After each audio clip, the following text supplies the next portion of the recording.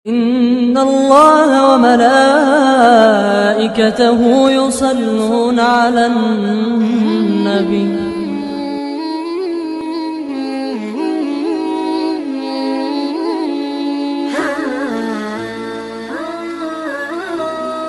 Assalamualaikum warahmatullahi wabarakatuh. Bersuci berasal dari bahasa Arab yaitu toharoh. Merupakan bagian dari prosesi ibadah umat Islam yang bermakna menyucikan diri yang mencakup secara lahir atau batin.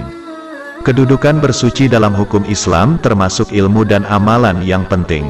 Terutama karena di antara syarat-syarat sholat telah ditetapkan bahwa seseorang yang akan mengerjakan sholat diwajibkan suci dari hadas dan suci pula badan, pakaian, dan tempatnya dari najis. Sebagaimana firman Allah Ta'ala, berwudu adalah satu kegiatan bersuci dari hadas dan najis.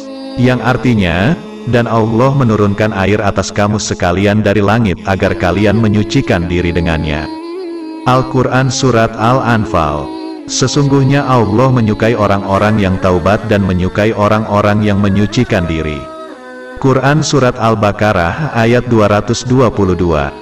Bersuci hukumnya wajib bagi seorang muslim yang akan melaksanakan sholat. Untuk itu perlu bagi seorang muslim memahami perkara-perkara perihal bersuci dari hadas dan najis. Pengertian toharoh. Secara bahasa toharoh artinya membersihkan kotoran, baik kotoran yang berwujud maupun yang tidak berwujud. Kemudian secara istilah, toharoh artinya menghilangkan hadas, najis, dan kotoran dari tubuh yang menyebabkan tidak sahnya ibadah lainnya, menggunakan air atau tanah yang bersih. Sedangkan menurut hukum syara, toharoh artinya suci dari hadas dan najis. Perkara bersuci. Perihal bersuci meliputi beberapa perkara berikut. 1. Alat bersuci, seperti air, tanah, dan sebagainya. 2. Kaifiat atau cara bersuci. 3. Jenis najis yang perlu disucikan. 4. Benda yang wajib disucikan. 5. Sebab-sebab atau keadaan yang menyebabkan wajib bersuci. Yang pertama, jenis toharoh. Toharoh terbagi menjadi dua, secara batin dan lahir. Keduanya termasuk di antara cabang keimanan. Toharoh batiniyah ialah menyucikan diri dari kotoran kesyirikan dan kemaksiatan dari diri dengan cara menegakkan tauhid dan beramal saleh. Toharoh lahiriyah ialah menyucikan diri menghilangkan hadas dan najis. Yang kedua bentuk toharoh, bersuci dengan air atau tanah atau tayamum. Toharoh dengan air seperti wudu dan mandi besar atau mandi junub, dan ini adalah bentuk bersuci secara asal. Toharoh dengan tanah atau debu yakni tayamum sebagai pengganti air ketika tidak ada air ataupun sedang berhalangan menggunakan air. Yang ketiga jenis najis. Najis merupakan kotoran yang wajib dijauhi dan wajib dibersihkan bila terkena badan seorang muslim. Hukum asal dari suatu benda adalah bersih dan boleh dimanfaatkan. Hingga kemudian, apabila didapatkan adanya dalil yang menyatakan kenajisannya, maka dia dihukumi najis.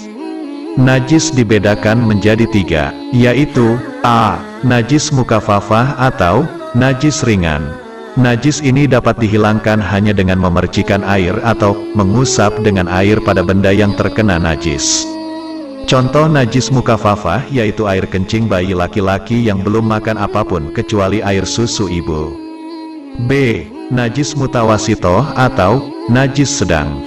Cara menghilangkan najis ini adalah dengan cara mencucinya sampai hilang warna, bau, rasa, zat, dan sebagainya hilang. Contoh najis mutawasitoh adalah bangkai, darah, nanah, air kencing manusia, kotoran manusia, dan lain-lain.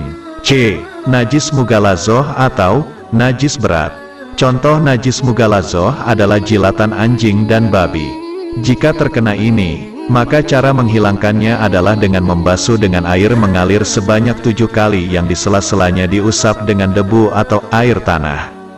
Adapun jenis air dan pembagiannya adalah, air yang dapat digunakan untuk bersuci haruslah air yang bersih dan suci lagi menyucikan. Air tersebut bisa berasal dari langit, hujan, maupun berasal dari bumi, air tanah dan air laut, yang masih murni dan belum pernah digunakan, bukan bekas pakai. Jika ditelaah dari jenis-jenisnya, air yang bersih, suci, lagi menyucikan ada 7 jenis, yaitu air hujan, air laut, air yang berasal dari lelehan, air embun, air sumur, mata air, air telaga, dan air sungai. Sementara itu, selain jenis-jenis air, menurut hukum Islam, air itu sendiri dibagi menjadi 4 golongan, yaitu air mutlak. Air ini dapat pula disebut sebagai air murni, karena hukumnya suci dan menyucikan, dan tidak makruh untuk digunakan bersuci. Air musyamas. Air ini adalah air yang dipanaskan dengan sinar matahari di tempat atau wadah yang tidak terbuat dari emas. Hukum air ini adalah suci lagi menyucikan, namun hukumnya makruh untuk digunakan bersuci. Ada pula ulama yang memakruhkan air yang memang sengaja dipanaskan dengan api. Air mustamal. Air ini adalah air bekas menyucikan hadas dan najis. Walaupun air ini tidak berubah rasanya, warnanya, serta baunya, bahkan sebenarnya air ini masih bersih dan suci. Akan tetapi air ini tidak dapat digunakan untuk bersuci. Air mutanajis. Air ini adalah air yang sudah terkena atau tercampur dengan najis, sedangkan volumenya kurang dari 2 kulah atau sekitar 216 liter. Hukum bersuci menggunakan air ini adalah tidak boleh sama sekali, karena tidak suci dan tidak menyucikan. Namun apabila volumenya lebih dari 2 kulah dan tidak merubah sifat airnya, bau, rasa, dan warna, maka air itu boleh digunakan untuk bersuci. Air yang bercampur dengan barang yang suci. Air ini adalah air mutlak pada awalnya. Kemudian air ini tercampur atau kemasukan sesuatu dengan barang yang sebenarnya tidak najis, misalkan sabun atau bahan makanan. Air seperti ini hukumnya tetap suci. Namun jika sifat air sudah berubah sifat, rasa, bau, dan warnanya, maka air tersebut menjadi tidak bisa digunakan untuk bersuci. Dari semua jenis-jenis air di atas, ada satu jenis air lagi yang suci tetapi haram digunakan untuk bersuci. Air yang dimaksud di sini ialah air yang didapat dengan cara gasap atau mencuri atau mengambil atau memakai tanpa izin. Demikianlah, semoga bermanfaat bagi kehidupan kita sebagai umat Islam yang senantiasa menginginkan dan haus akan menjadi hamba yang bertakwa serta senantiasa menanti dan berharap akan ridhonya Allah.